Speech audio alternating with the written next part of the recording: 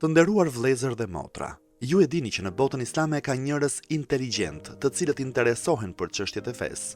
Unë ju them se lëvizjet islame, elita islame dhe kthimi në islam e ka tejkaluar mundësinë e intrigantëve, të padrejtëve dhe planifikuesve për të penguar popullin që të kthehet në islamin e tij. Këtë e shohim në praninë e besimtarëve në xhami, e shohim në muajin e Ramazanit, e shohim në interesimin për hijabin. Kjo shihet në çdo vend, edhe pse shihet dhe dëgjohet një propagandë ashpër anti-islame. Askush nuk e pengon popullin e islamit të kthehet e të zbatojë fenë e tij.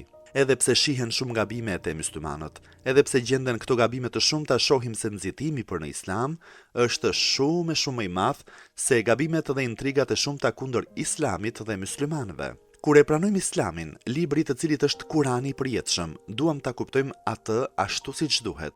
Atëherë burimi kryesor për kuptimin e islamit është Kurani.